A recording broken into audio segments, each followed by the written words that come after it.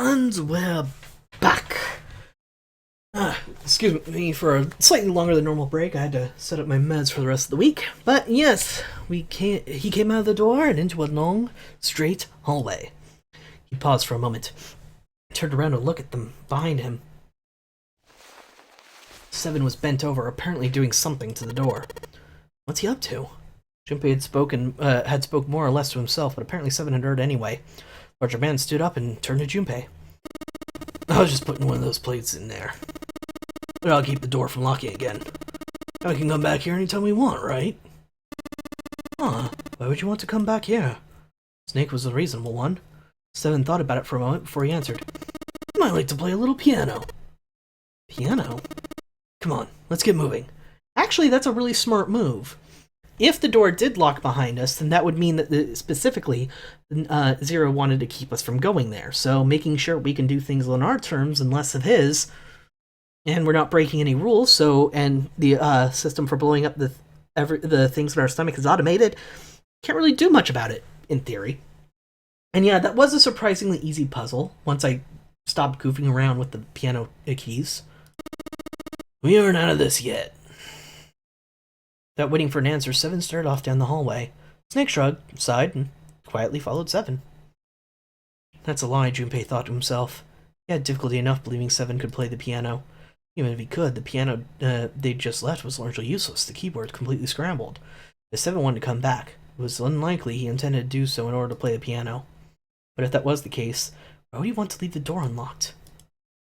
Junpei frowned, took one last look at the door, and then walked away from his companions. After some time in the hallway, they emerged into a larger, more open area. A large metal grate, like the door of a jail, divided it in half. They shook it for a while, but as they had suspected, it did not move. Behind the grate were two elevators. From so far away, however, it was difficult to tell if they were still operating. On the left side of the grate was a door. Unfortunately, however, it was locked and refused to open. Junpei took a moment to examine the left side of the room. Next to the wall was a set of stairs leading downward. Standing guard at the top of the stairway was a large iron grate. Foreboding as it was, the gate seemed... gate. Ugh. I keep mixing up grate and gate. The gate seemed to be the sort that could be opened, unlike the metal grate that bisected the room. Oh, I'm not getting mixed up. They're just fucking with me. With luck, Junpei hoped he might be able to get it open. A female symbol. A female symbol. He wasn't quite sure what to make of it. Snake, naturally, was somewhat more sure. Huh.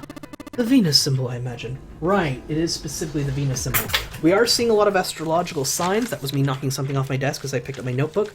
I've tried to write down each of them. So let's write down the Venus symbol. Venus.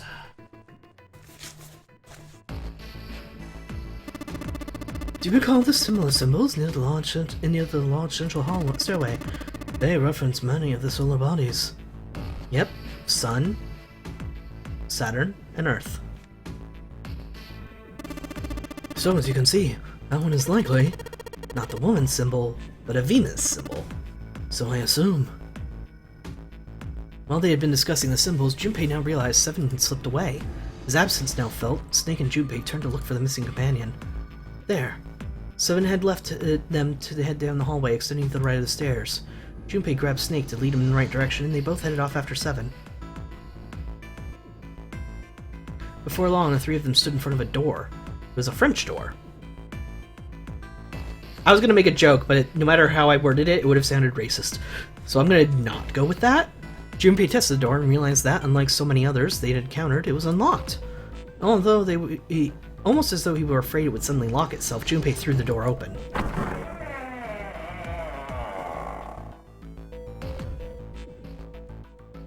Yeah, Kirby, I was kind of thinking the same thing. I really don't think keeping that door unlocked is a bad thing. He stepped inside. It's a game room. It took only a moment for Junpei to take in his new surroundings. Is this some kind of casino? Sure looks like one. Before Junpei could comment further, a noise from behind them made them turn around.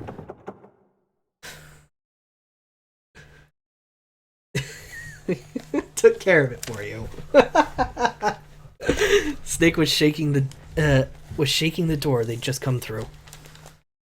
As Seven and Junpei watched, he threw up his hands in frustration and then kicked the door for good measure. It looked as though they were once again locked in. Damn it already? There was no reason to panic, however. Even the door had been left open. There was nowhere for them to get to go back there. There was nowhere for them to go back there.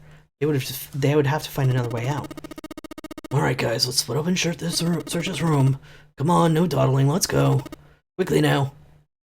Heard an action by Seven's words, Junpei and Snake began to examine the room. Uh-oh, there's a 9 on the wall.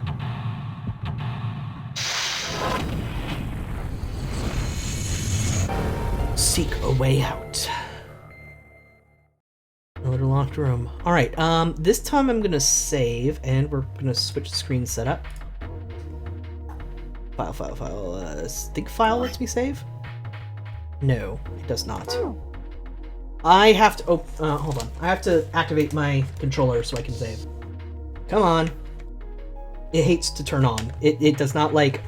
Why do I have a wireless controller? Why do I do this to myself? A square poker table. There's nothing on it. Oh, damn it. Go away. Here we go. No. No.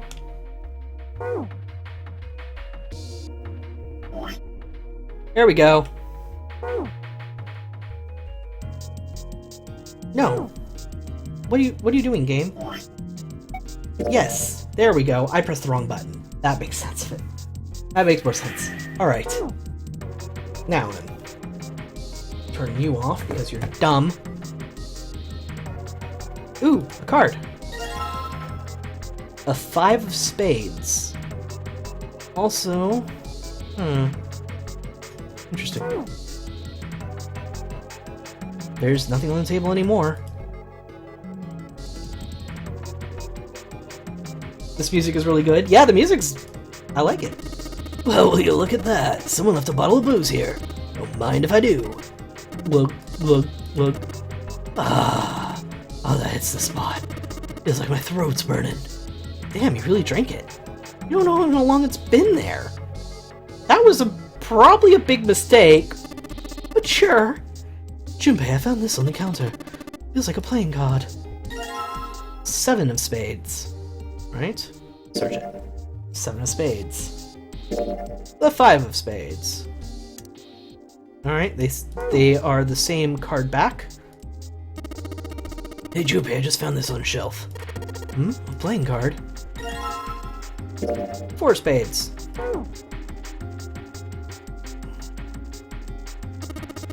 One more sip. I don't think so. I'm cutting you off, pal. Oh. Your chandeliers hang chandelier-like from the ceiling.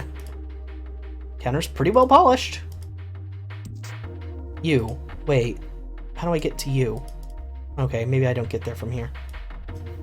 No? You're not gonna let me look at that thing that was over there? Clearly? Okay.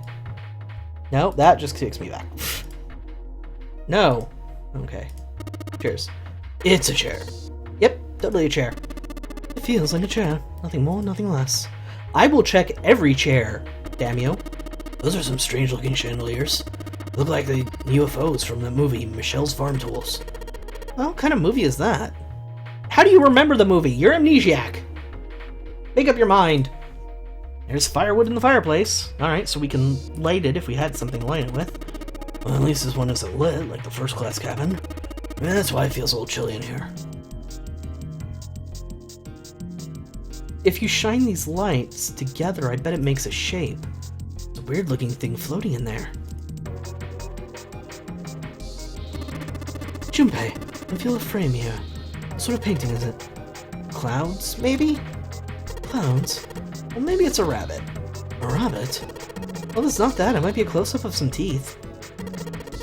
No, I guess there's actually nothing here. Just a blank piece of canvas in a frame. I see. How strange. Turn the lights on! Club Diamond Heart. Okay. Progress.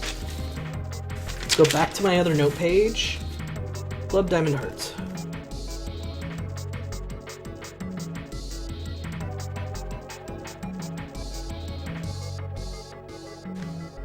But no spade. What I have are spades. Wait, when those two lights turned on, I heard something from the bottom of the fireplace. What was that? I heard something down there. Casino coin. A coin bag. There's a whole bunch of coins stuffed into this velour bag. Look at all these coins. Perhaps these coins will allow us to convince the machines to move. Well, I hadn't gotten to the machines yet, so I wasn't sure we needed to convince them to move. Here goes the poker table. It's really soft. Well, at any rate, this gate is very impressive. Feels like granite. Seems to be elaborately decorated in several places. A shame I cannot see it. Huh, a light. Wait, did Snake just tense up? Hey, what's up? No, never mind. No need to worry. Okay. I need Club Diamond Heart. That's definitely not what it says there. This has a 1 on it as well. Plus the symbols for heart, spade, and diamond here. Well, this seems to be a slot machine. There's a lot of coins in the upper left side of the face. Perhaps we should put the coins we have recently acquired in there. Alright, let's put the coins from that bag in here. What happened? I heard no noise. Well, to be honest, I don't know. I pressed some buttons and smacked the machine once or twice, but nothing happened. Oh, looks like the coin got stuck. Oh dear. Okay, let's try the other ones. 2. Heart, spade, diamond. Alright, let's drop the coin in the slot. Come on, you little bastards, I only need one of you. I need Club Diamond Heart, so... spin roulette.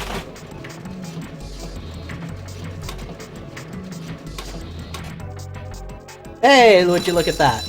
It's a winner! 777, yes! And I think I hear something unlocking there. Impressive, Junpei. It would appear to be unlocked now. There's something akin to a drawer at the bottom of this machine, yes?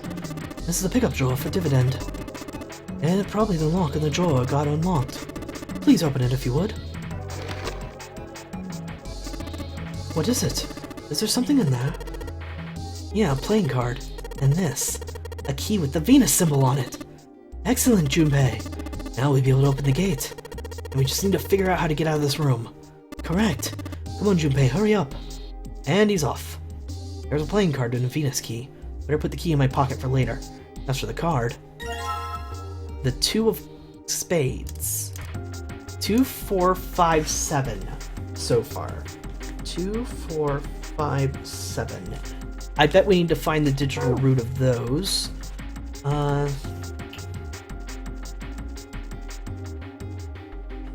18. Digital root is 9. There's a 9 on that thing over there.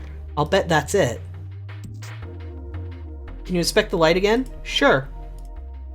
The lights glow yellow, filling the room with their light.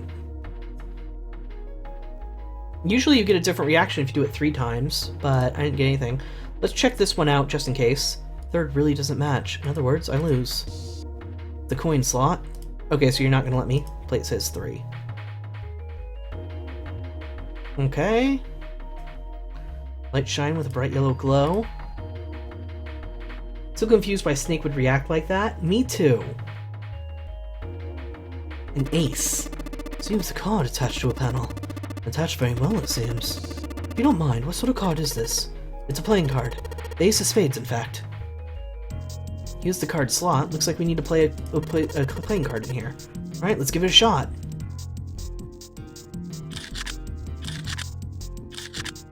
Okay, none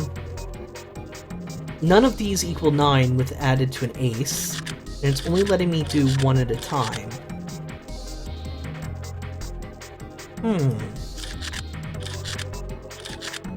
Alright, let's go back and try this later. It's not working. So it would seem. I'm shocked and appalled that guessing at random has not yielded better results. Yeah. Thanks for that, Snake. Damn it! It isn't exactly working out the way I expected. It's locked, isn't it? Is there a keyhole? If there is, I can't find it. Well, there must be some way to unlock it. Let's look around a little more, shall we? Oh, hey, there's a total side of the room that I haven't noticed. Check out the stained glass. How beautiful. What? Huh? Stained glass is colored pieces of glass pieced together in a frame. As I've said many times before, you can only touch it to know. You can at least discern the basic structure. There's something over there, though. Stained glass recessed in the wall. All I can see is their lighting fixtures, though. Probably means stained glass doesn't look outside. Built in the recess in the wall. Ooh, hey, another playing card. A 3.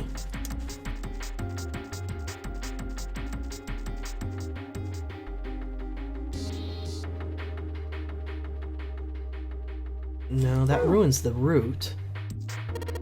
Wow, this place is like super amazing. What's this place for? Probably for playing Baccarat. Looks a little off though. Yeah, look at the middle of the table. There's something mounted on it, see? Suddenly, Seven began to speak. Ah, Baccarat. Oh, I should be using a different screen setup because if they're doing heavy dialogue. You ever played Junpei? Junpei shook his head. He barely even heard of the game. Alright then, how about I explain the rules to you a bit? See, Baccarat is kind of an unusual game. You've got the banker and the player, and the whole point is that you guess which one's gonna win. And whether the banker or the player wins all depends on their hands. The way each hand works is different from other games too. So you take the number from the ones place after you add up the value of all your other cards. Whoever gets the number closest to 9 wins. If your number is smaller than your opponent's, you lose. And that's it. That's the explanation. Got it? Well, actually, there's a lot more to it. Strategy, details, that sort of stuff. I just told you sums up the core game pretty well. The single digit of the sum of all the cards you have. The strongest hand is a 9, and the weakest hand is a 0. You just ignore the number in the 10th spot. Get it? He hadn't been asked for it, but Seven's explanation rushed through it and was helpful. Although he only had half understood most of it, Junpei now felt he had more of a grasp on how victory was won in Baccarat.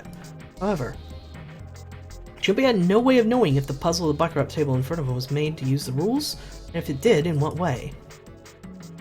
No problem, he told himself. He would simply have to try everything he could think of. Feeling more confident, if only slightly, Junpei approached the Baccarat table. Okay, there's 1, 2, 3, 4, 5, 6, 7, 8. There's an 8 there, so I need 3 that would make 9. So I also have a 3. So 2, 3, and 4. Hey, Seven, are we really supposed to play Baccarat? It's a Baccarat table. What the hell else would we do? Stop worrying about it. It's real simple. What's the opponent's hand? Well, there's an 8 in that glass case. Alright, then that's your opponent's number. If that's the case, what 3 cards would you need to get that number? 3 cards. There are a couple of indentations with white lines around them, right? Means we gotta put through 3 cards, so place 3 cards and defeat the opponent's 8. That's what I gotta do, I guess. Yeah, I think so. Someone tells me those aren't the only rules. Alright, let's give it a shot. Before I start, I better make sure I've got the rules straight. There are 3 empty indentations. I just gotta pick the card and play it. I figure if I put them in the right spots, then something ought to happen. Alright, let's give it a try. There's that, and there's that. That gives me 9.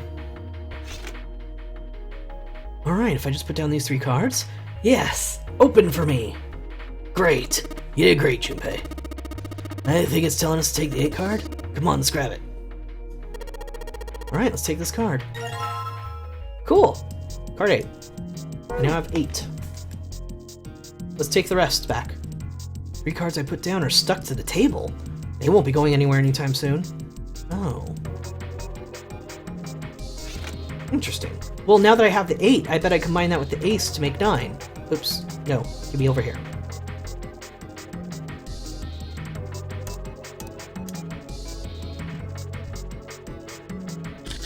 Open. And in you go. Hey, alright, it opened up. It seems we have another device to contend with, yes? There are 3 slots in this one. Let's see. 3 slots for cards. There's a 9 right below them. Well, that probably means we gotta make 9 with the 3 cards we put in the slots, right? Just like what we did with the Baccarat table. Alright, let's give it a shot. Can I take those back? I can't, and I only have 2 cards. And these together make 12. So I need another 7 or 2 cards that make a 7. Really, maybe we don't have enough cards. Yeah, probably. That means there's got to be some more lying around somewhere. Alright. Keep looking. 4 chairs surrounding the square table. Back to the stained glass. I want to look at the table itself. It's actually really beautiful. A square table. Looks like a mahjong table. Do you play mahjong, Seven? Maybe. I don't remember exactly, but I remember a couple of hands and some of the rules, so I figure I must have played it at some point. Excellent. Once we vacated the vessel, I should like to play a game with you. Can you, play? As long as you tell me the tiles I'm eliminating, yes, I believe I have at least enough skill to defeat an amateur. However, I must ask you to remove the red tiles when we play. Interesting. Oh, so I'm missing cards still.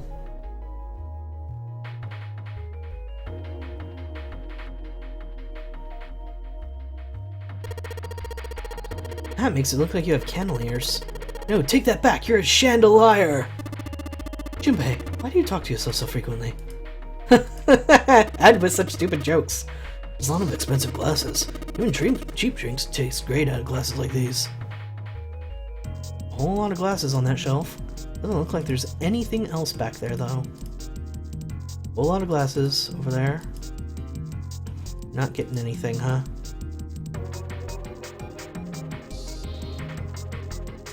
This way. Did I find everything? Firewood, nothing else. Fireplace, there's some firewood in there, but nothing else. Huh? Didn't think I'd find a card here. Oh, there was totally a card right there. Okay. 6 plus 7 is 13, plus 5 is 18. I need one more. I need an ace. Only ace I found is in here. Maybe it expects me to combine with the ace?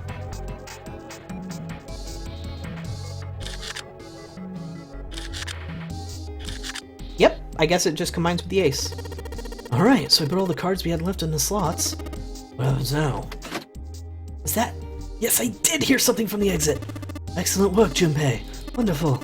Seems the exit is unlocked. Let's go. Alright, let's go.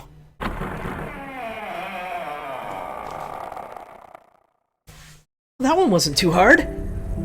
You just have to make really certain you look for absolutely everything. The only reason why the first one took me so long is because I didn't find everything I was supposed to. Where was the card on the fireplace screen? It was like right where, right in the middle of the fireplace screen. Of the fireplace, on top of the fireplace. Like right in the middle. It looked like a little, I don't know, maybe a device or something on it. It was really hard to see. Junpei and his companions ran out of the casino and into a large room. A room, in fact, that they had been in once before. There was little to surprise them there. They already knew what their next step had to be. The iron gate still stood in place, locked tight behind blocking the stairway. And center of the gate was the keyhole engraved with the Venus symbol. This time, however, Junpei had the Venus key in his pocket. Wasting no time, he pulled it out and shoved it in the keyhole. Yeah, I overlooked it the first time too. He turned it. With the distinctive sound of metal on metal, he felt the lock click open. Alright, let's get this thing open. No problem, let me help with this one. Junpei grabbed the handle on the left side, and Seven took the handle on the right. On Junpei's signal, they both pushed, and the gate creaked open.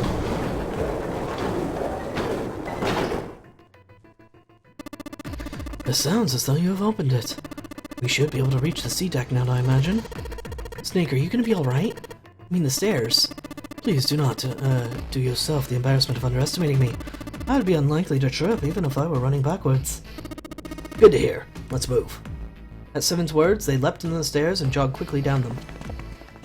In no time at all, they found themselves on sea deck. Junpei ran down the stairs a little further, in hopes of checking the deck below. When he reached the water, he called back up to Snake and Seven. Just when I thought, D-deck is completely underwater, just like the bottom of the central staircase. The surface of the water below them was flat, like a mirror. That it had not changed too greatly since they'd last seen it was a great relief. Junpei quickly retraced his steps and headed back to sea deck. In front of the stairs were a pair of elevators.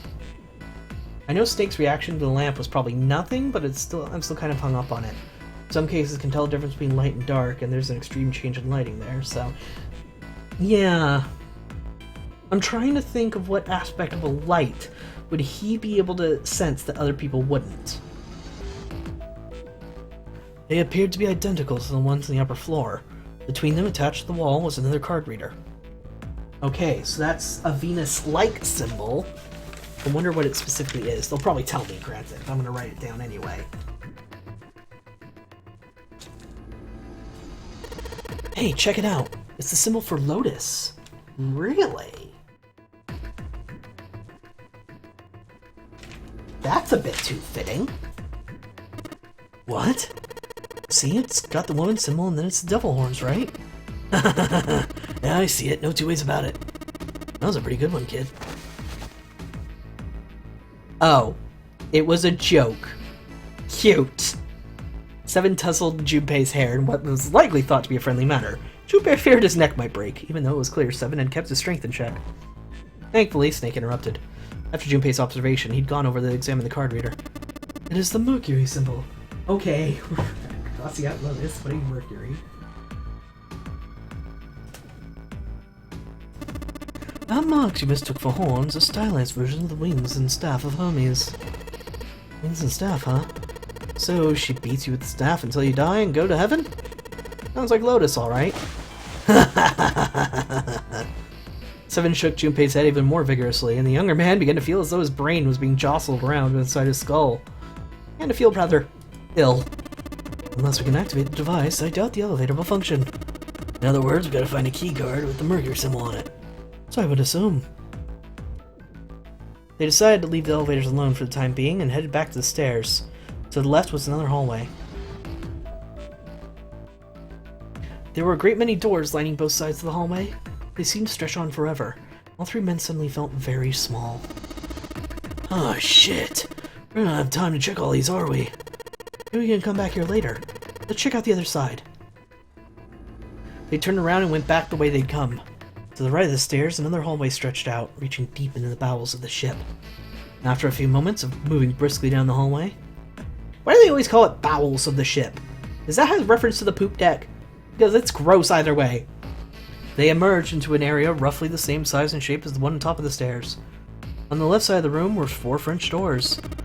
Well, let's open them up. Junpei nodded and grabbed the one closest to him. He gave it a small tug and felt it move. It was unlocked. Thrilled to have found another unlocked door, he threw it open.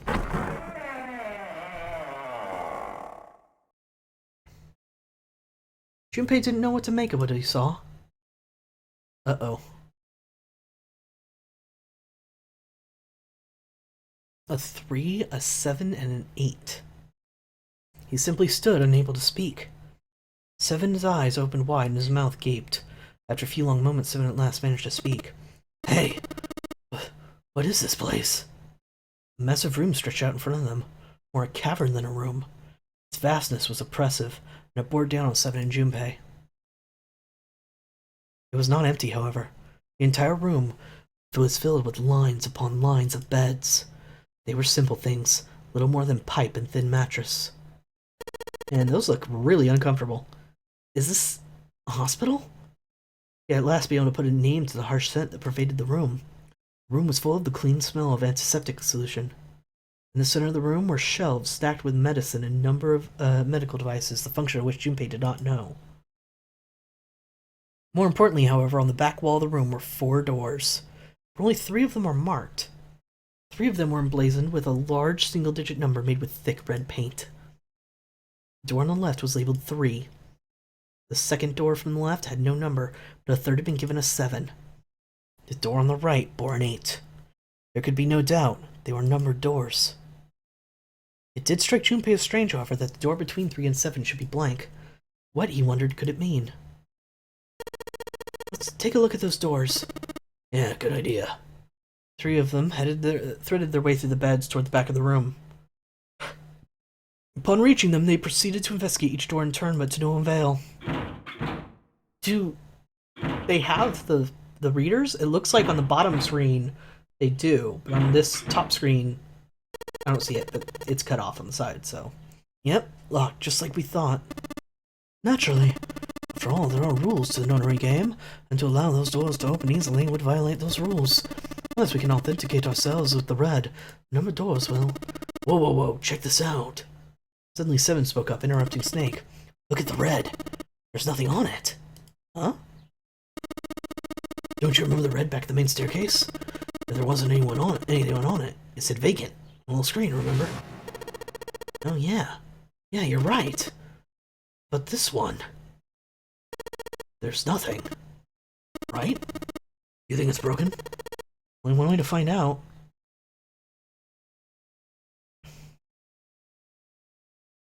Junpei and the others put their hands on the panel, but nothing happened. The red refused to change. They tried pulling the lever, but nothing. Still nothing. I bet we have to wait for the other people, and then it'll activate. And as soon as they discovered it wasn't only the red on the door 8 that seemed to be malfunctioning. The red on door 7, and on the red on door 3, none of them worked. What, they wondered, did it mean? They've got to be broken. Man, that bastard. I didn't think Zero was the type of guy who'd screw around with something like this. There's out of power, everyone needs to be in the room. Yeah, that's my guess, is it needs everybody in the room. Whoa, whoa. Zero's been prepared for everything so far, and you're saying he's gonna make a mistake now? Well, that's the only thing I can think of. This thing ain't working at all. But the thing is, then this is interesting. Everything in this story so far could be automated. Absolutely everything. Even the speech on the speakers could have just been a recording. So Zero, he doesn't need to be somewhere else. He could be with us. While Junpei and Seven talked, Snake busied himself while examining the red. After a time, he lowered his hands and spoke. It seems as if some of the internal hardware has been removed. Internal hardware? This is what I said. Take a look at the underside of the red, if you please. Junpei obliged and bent over to look at the underside of the device. A long, thin slit ran across the bottom of it. As he looked harder, he realized it was more of a slot than a slit. It was clearly meant to accommodate some manner of electrical device. The other 2 reds were the same. Something had clearly been removed from all 3 of them. I get it. So the reds aren't working because somebody pulled out their guts. So I assume. But why? And who? I mean, it doesn't really make any sense. I have no idea. Why on earth would I know something like that? Just then, they heard the sound of a door opening. The 3 of them turned and saw... Akane! Oh no, Junpei thought, it's... June! She stopped short, surprised to see them, and was very nearly bowled over by the rest of her companions who were coming through the door behind her. Ace, Santa, Clover, and Lotus all poured out of the door, each of them as surprised at last to see Junpei, Snake, and Seven. Junpei and Seven were, for the moment, at a loss of words. What are you guys doing? What are you guys doing? Where are you? After a moment of silence and surprise, everyone suddenly began to talk, desperate to exchange information. They talked about the rooms they'd been through and how they ended up at the same place. Of course, none of it was very useful information, but that hardly mattered. They were happy to simply see each other again. Although the level of cheer varied greatly from person to person, each one of them was wearing the same manner of smile. Almost as though they had already forgotten about the death of the 9th man. No, thought Junpei. Perhaps that wasn't it. Perhaps thoughts of this death were what drove them to smile at one another. Not in a morbid or hateful way, no. The 9th man had died, but they were still alive. That was something to be happy about. A sort of smile, uncomplicated joy. Junpei thought, the joy of being alive. Still alive. Felt sorry for the 9th man, but more than anything, Junpei was just happy to be alive.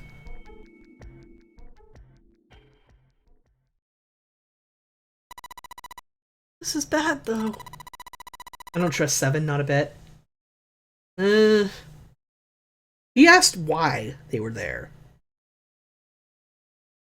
Which is an interesting question. If the red isn't working, we can't keep going. What about the big hallway? Maybe there's somewhere in there we might be able to go. No, there's nothing there. The 5 of us had a quick look. They were a great many rooms, although none of them appeared to have held patients for quite some time. Patients? You mean all those doors are hospital rooms? Yes. Apparently they have a number of individual rooms, in addition to this large central room.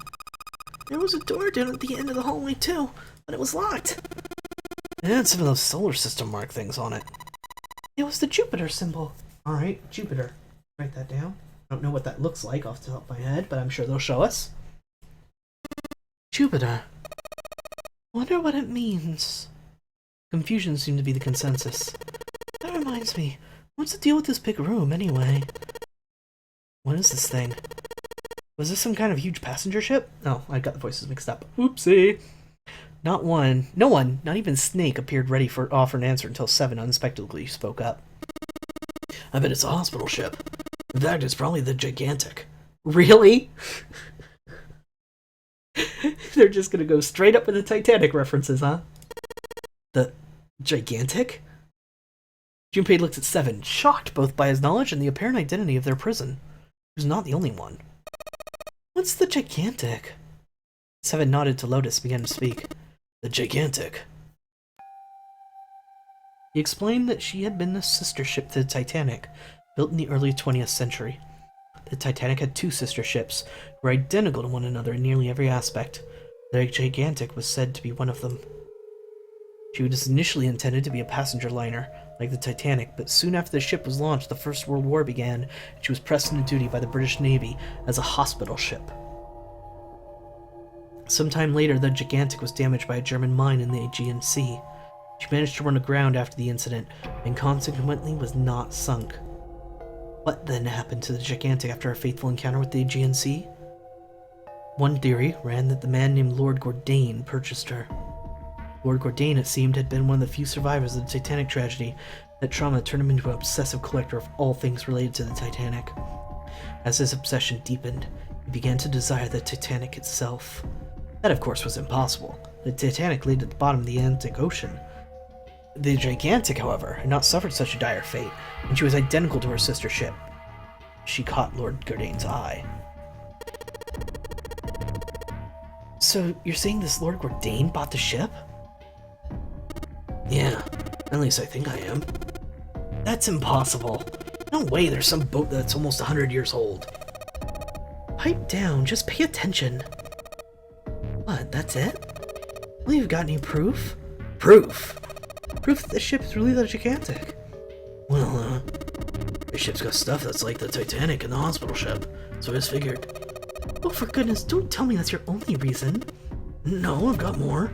Like? Well, I mean... Seven looked around, desperately doing anything to avoid meeting Lotus's piercing stare. He scratched his head for a moment and then gave up. Finally, he opened his mouth. I don't know. Lotus sighed and shook her head. I guess your memory isn't back yet, is it? No, sorry. Then, almost as if to save Seven from further embarrassment. Oh, goody. But they said that Gigantic had had another... Sorry for that sneeze. Had another ship that was identical to it. A bell began to ring from far away. It sounded as though it was the clock at the main stairway. Junpei counted each chime carefully. Don't be 12? Oh, damn. 6 hours. Oh wait, no, it'd have to be 12. Damn. It's midnight. And we still got 6 hours left, right? Let's just get moving. We gotta find that hardware the Reds are missing. That's all well and good. But where are we going to look? Well, we've already searched the big patient room. They had been examining the room as they talked, but we haven't found anything. Right. Well, there's only one thing left to do. Just one? Oh, well, not just one. But wait a minute. Are you telling me we have to search all of these rooms? Well, you already checked some of them out before you came here, right? We each checked a single room, so 5 rooms in total. Alright then, that's 5 rooms we don't have to search. If we split up, it won't be that bad. If each of us can do 6 rooms apiece, we'll have another 48 rooms cleared in no time. There are 48 other rooms? This did not seem excited by the prospect. Seven fidgeted nervously before responding. Maybe? Why do you know so much about this ship? Interesting. After some discussion, the 8 of them decided which rooms to begin with, and in what order they should go in. Junpei was chosen to search the rooms on the starboard side, moving from fore to aft, as if I know what any of those words mean. They also determined that they would return to report their findings the next time the clock sounded the time. When it did, they would meet back in the large central room full of beds. If, during the search, any one of them had located missing components, they were to yell for the others. If the strategy failed, they'd return and discuss their options later. Man, they need a full hour to search, and they might not find anything. The details decided, they left to begin searching. Out into the hallway they went, each of the rooms they'd been assigned. I have no idea what that's supposed to look like. I'm guessing that's supposed to be Jupiter symbol, but that does not translate well to text. However,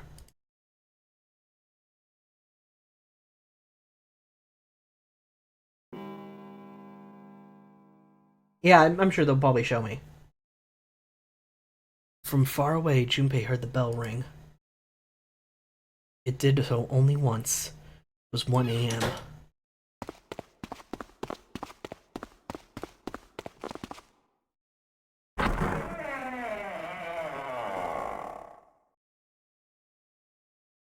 He jogged through the entrance to the large hospital room to find 6 of the others already there. Ace, Santa, Clover, June, Seven, and Lotus. They had gathered in front of the door numbered 8. Or perhaps to be accurate, they had gathered in front of the red next to door number 8. Had one of them found the missing piece? What happened, guys? It was June who answered him. Jumpy, look! She was pointing at the red. He pushed through the others until it stood in front of it. It's active. Immediately he knew what she'd meant. The display on the front of the red said Red Vacant. Junpei sighed. Come on, guys, who was it? I thought we were supposed to yell if we found it. Well... Junpei wondered why she was hesitating. The others looked as confused as June, but kept their mouths shut. What the hell? What is up with you guys? They all knew something he didn't, and Junpei wasn't about to leave things that way. Finally, Lotus frowned and spoke. Well, that's the thing. You don't know. You don't know? When I got back, it was already like this. There's no one else here. That means I was the first one back, but the missing parts were already back in the red. Junpei looked at the bottom of the red again, just to make sure. The slot that had been opened on the bottom was now covered with metal. Clearly, whatever had been missing had been returned. What about the other 2? They're the same. Junpei quickly examined the other 2 boxes. Satisfied that they were also repaired, but still very confused, he returned to the others. Alright, I just want to be sure here. Nobody has any idea what the hell happened here, right? Ace and Jude nodded silently. Seven raised his hands as if to say not me, and Santa shrugged. Only Clover lowered her head and did nothing. Huh? Wait a minute. That was when he noticed. Where's Snake? Junpei swept his eyes across the room a second time, but Snake was nowhere to be seen. Does that mean he found them? I have no idea. There's nothing to suggest it, but nothing to suggest he didn't either. I don't suppose we'll know until we ask him in person. Well, whatever he did or didn't do, he's pretty damn late. What the hell's he up to? Maybe he's lost. Yeah, well, that seems likely. Dude can't see. I don't know how he gets around in the first place. We can echolocate. He's fine. Clover raised her head. No, that's impossible! Suddenly she was shouting. Yeah, my brother's blind, but he's got really great hearing. He can get around as well as anyone who can see. So he couldn't get lost. It's impossible. Clover had started to shake, and the knuckles of her hands had gone white. She spun around, and before she did, Junpei noticed tears welling up in her eyes. I'm gonna go look for him. Words were barely out of her mouth when she began to run. Hey, hold on, Clover, wait! Junpei cried out to her, but she was too slow. She kept going, and before anyone else could react, she was gone. Damn it! What should we do now? Well, the red is working now. No, we're not leaving 2 people behind. We should go look for them. Oh man, this ain't good. Oh yes, what an excellent idea. We just wasted a bunch of time looking for some piece of electronic junk. Now let's waste more time by looking for a couple of idiots. Then remain here if you feel you must, but there's no time. We've only 5 hours left. they're missing another important point. We'd have to leave at least one person of this group behind anyway. We need at least, well, not actually. We could put 4 people inside one of the doors, but then we screw those 2 out of getting out entirely. So, when exactly did Snake separate from the group? I didn't notice he was gone until just then. Everybody separated an hour ago to search the rooms, so everybody was separate. Junpei and the others nodded to one another and took off on a run. In front of the stairs that led to B deck, they decided to split up. Then, they quickly assigned search areas and went their separate ways. Soon only 2 of them were left. 2 were Junpei and June, who had been a few steps behind the others. Alright, we should go too. Yes, let's go. But where should we start? Let's see. If we should go back! The first class cabin! What about the first class cabin on B deck? Alright, sounds good. They took off the stairs at a run. Outside the first-class cabin, they found Clover.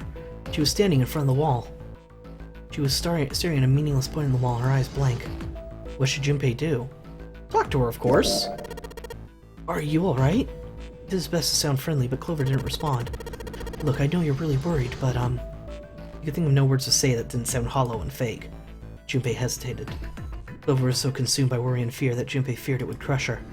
Her actions didn't surprise him. She had suddenly lost her brother, who she had seemed to be very close to. Alone. Her voice was thin and barely audible. Alone. Alone. I said leave me alone! Suddenly she was screaming. You're so annoying! Just go away and leave me alone! Just looking at you guys is pissing me off! Go away, okay? Just go somewhere else! Stop bothering me! Junpei was taken aback. Such anger and hate. His eyes had gone wide with surprise as well. Why are you still here? Didn't you hear me? Fine, forget it. If you're going to leave, then I'll just... Alright, let's go, June. Yeah. Well, we found her. They turned and left Clover. As they did, Junpei glared back over her shoulder to see Clover wiping tears from her face. Clover had driven home the misery of her situation. But Junpei told himself that getting depressed would get him nowhere but depressed. For Clover's sake, they had to find Snake and fast. He did his best to push away the misery and depression and forced a smile. So where do you think we should go next? Not to the hospital room, not the hallway of rooms, so the casino. How about the casino? Let's go take a look. They turned and head down the hallway to the right as a jog. Wish I could get her voice consistent, but that's not happening. Before they knew they were there, so was Lotus. She had been leaning against the wall, examining her nails. Hey, what do you think you're doing? She glanced up at him, unimpressed. Isn't it obvious? I'm looking for Snake. I'm just not saying it. Really? Maybe you need to look harder. Why were you so eager to go there, first of all places? The first class place? Because that was it was a place we specifically kept open that nobody else would know about except us, Seven, and Snake. So if it didn't occur to Seven to go there first, it figured it would make more sense for me to go there first. So I'm going to check all the places that that us, Seven, and Snake went first, and then we'll check the common areas. Because everybody else is probably going to check the common areas. Junpei didn't think that was the problem. Oh, by the way, I've got a proposal for you two. Care to hear it? I don't like where this is going. Hold on, let me double check the numbers we all have. Because I think I know what she's going to suggest. No, I mean this one. There we go. Let's see. Lotus is 8. I am 5. And 6 is June. One of the numbers is 8. She wants us to go through without everybody else. I'll listen to what she has to say, but I'm not going to agree to it. What is it? Well, I don't like to beat around the bush, so I'll get right to it. Why don't we team up? Team up? Yeah, what, you need me to explain it to you? I'm saying, why don't we go through a numbered door? Even if we wanted to, that's impossible. Why? Junpei's bracelet number's 5, mine is 6, and yours is 8. Our digital root would be 1. Wait, what Did I do the math wrong? I totally did the math wrong. Whoopsie! No, our digital... Yep. I did do the math wrong. Whoopsie! There's no number 1 door in the large hospital room. The only doors there are 3, 7, and 8. We add another person. Huh? Who? What? Isn't that easy? 7. She was right. If they added 7... Look, if we do this, we absolutely screw at least 2 people over. Not happening. Actually, it might just be 1 person, but they would have to somehow manage to get Clover to come with them. And the 4 of them could go through the number 8 door. But... Whoa, hold on a sec. What about the other 4? Why don't you add them up? That was simple enough. 1, 2, 3, 4 equals 10 equals 1. The digital root for those 4 would be 1. That's right. And you know that number 1 isn't in the big hospital room. Of course I know that. No, are you saying you'd leave them behind? Of course not. What kind of a woman do you think I am? Once we get off the ship, we could come back and rescue them, couldn't we? Then we wouldn't really be leaving them behind. Don't try to lie to us. I don't think you'd do anything of the sort. Really? Why do you think that? Remember, don't you? We have less than 5 hours left. Even if we manage to escape, there's no way we could come back and rescue them in less than 5 hours. Well, you never know until you try. No, you're not thinking this through. Even if we brought 7 with us, we wouldn't be able to get off the ship. The 4 of us couldn't open door 9. It is hidden, but an exit that can be found. Seek a way out. Seek a door that carries a 9. Yeah, that's right. The digital root for 4 will always be 8, so we'd have to add Ace to make it 9. Right. Unless we bring Ace too, we'll be stuck. Oh my god, this entire fucking thing is a giant number puzzle. We have to keep as many people alive as possible. Well, I mean, I wanted to keep everybody alive anyway, but now we've got extra reason. Lotus scratched the back of her ear. Well, that's unfortunate. She didn't sound particularly bothered by what Junpei said, nor did she seem particularly surprised. Well, let's try and find another way, okay? A way to get out of here with all 8 of us. That's impossible. Are you being serious? You do know that only 5 people at most can go through one of the numbered doors, right? The number 9 isn't going to be an exception to that rule. Regardless, at least 3 people will be left behind. You're right. That is true. The moment he said that, Junpei felt a chill run down his spine. It was true. Double shit. That didn't occur to me for some reason. How Lotus could remain cavalier about terrifying prospect was beyond him. When they found the number 9, they would have chose which 3 of them would die. Lotus's forehead furrowed. Do you think I could have a moment alone? There's some things I need to think about.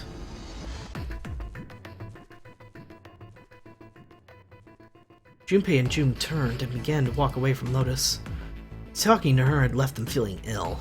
Junpei's heart felt heavy and his steps sluggish. But he told himself pessimism would get them nowhere, so he forced himself to smile and turned to June. Let's focus on finding Snake for now, okay? Yeah, you're right. We can think of the other things later. Junpei nodded. Alright, where should we go next? I don't want to go back to the first class cabin.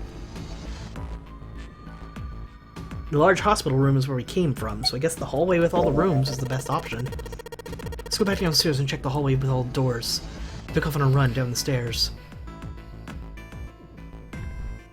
We're certainly not going to check all these rooms. Ahead of them, further down the hallway, they spotted Ace. Hey, Snake, where are you? Answer me if you're there. Junpei paused. What do you want to do? Run to Ace or let Ace handle it? Let's run to Ace. With June in tow, Junpei jogged up to Ace. Hearing their footsteps, he turned to greet them. Ah, hello there. Snake is... well, that's obvious, isn't it? I assume you haven't found him yet either. Junpei nodded. I really wonder where he could have gone. Well, wherever he's disappeared to, we must find him as fast as we can, for Clover's sake. Right. June's face looked kinda enraptured. By the way, do you think Clover and Snake are really siblings? Ah, why would you say that? Why would you say that? The question seems somehow odd to Junpei. Why? Well, it's obvious, isn't it? They don't look alike at all. Ace looked at him for a moment and then spoke. Yes, you know, now that you mention it, they don't. Now you mention it. Still, there are a great many siblings who do not look like one another. It certainly isn't rare. Junpei wasn't sure why, or even if he was seeing what he thought he was. He was sworn that Ace's face tightened as he spoke. Are you related to someone here? Huh. At any rate, we really must find Snake as soon as possible. The clock is ticking. We really can't afford to waste any time. Very well, let's get back to the search, shall we? You can leave this area to me. Alright, let's go, Jumpy. At June's urging, they left. There's only one other place we can go unless something's changed somewhere else. They found themselves at the stairs, but Junpei's mind was in turmoil. There was so much to think about, but it would have to be put aside for now. As Ace had said, finding Snake was their top priority. Junpei did his best to clear his mind. Alright, where should we go next? Back to the large hospital room. Why don't we go back to the big hospital room? Okay, let's go then. They turned and head back to the large hospital room. Consistent voices for female characters? What's that? On their way to the large hospital room, Junpei and June noticed Santa standing next to number 3 door. Junpei paused. Let's talk to him. Junpei and June walked up to Santa. What are you doing? Why, you can't tell? I'm checking out the red. Why, is there something bothering you? What, it's not bothering you? Huh? The guts of this red. Why wouldn't you wonder what the hell put it back there? Who the hell put it back there? Yeah, that's true. Well, I'm curious too, but... What do you think did it? Santa's eye narrowed as he looked back at June. She shook her head. I don't know. Well, what about you, Junpei? Who do you think fixed this thing for us? It was either Snake or Lotus. What's this Japanese anime? DJ Beats, this is 999. 9 hours, 9 persons, 9 doors. It is a puzzle game wherein you are trapped inside a ship that is apparently sinking. And you are told that you must make your way through each doors in every puzzle in every locked room to get your way out. You have 9 hours. We only have 5 left. Alright, so it seems to me either Snake did it or Lotus did it. I don't think Zero did it, technically, unless one of them happens to be Zero, or someone other than the 8 of them. I think Lotus did it. You think maybe it was Lotus? They say the first person seen is the most suspicious. Yeah, that's possible. You don't have anything else to suggest she did it, though. You might as well just suspect everybody. Junpei furrowed his brow. It's true. So in other words, one of us is the person who fixed the red. Santa grinned. Bingo! We have a winner. If that's true, then the person who did it doesn't want the rest of us to know they fixed the red. Yeah. But why? No idea. Maybe if they come clean on that, it means we find out something else. It is something bad. Something bad? Dunno. But whatever it is, it's gotta be worth hiding. Of course. It could have something to do with Snake's disappearance. You think maybe they did something to Snake? It's not out of the question. Junpei stared at Santa. There was something about him that made Junpei wary. At first, he assumed the other man wasn't terribly clever, but Junpei was beginning to think he needed to reevaluate that assessment. When Santa spoke again, his voice was quiet. Look, if you trust anybody in this game, you're gonna lose. You gotta be more careful. The person you trust most could turn out to be the one who stabs you in the back. With that depressing suggestion, he turned and quietly walked away. Junpei and June looked at one another and smiled awkwardly. Where would they go next? Nowhere! Because you see, it is time for the end of today's stream. So give me a moment to bring up that thing. I would not like to quit, because we're going to have the music playing in the background for me. So, my name is Lamar Haven. I stream Monday through Friday starting at 10 a.m. PST, that is 1 p.m. Eastern. Tuesdays and Thursdays, I stream what you've seen here. 999. 9 hours, 9 persons, 9 doors. I think I'm finally figuring out the order of those words. I'm super intrigued about this game. Super interesting. I like it. So many good puzzles. The characters seem pretty interesting. Lots of mystery around each of them. I'm enjoying the hell out of myself. However, Monday, Wednesday, Friday, I stream Wild Arms 3, Blind, as chosen by you, the viewers. That is a very interesting game, and I think we're coming up towards the end, but I've been saying that for like 3 streams now, hence the straw poll in the title if you wish to vote for what I play next, if you haven't already. Because after Wild Arms 3 is done, I'm going to be moving on to the next game that people vote for. Currently, I believe that is Wild Arms 4, but I'd have to double check.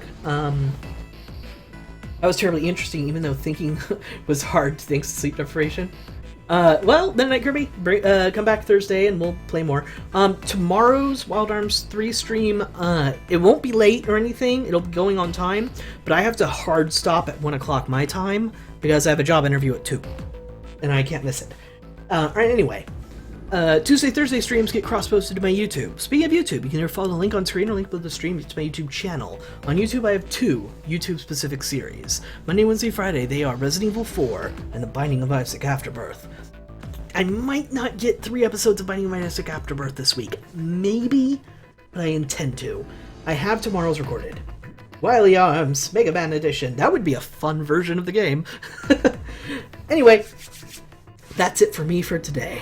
So thank you very much for watching, and I'll see you folks next time.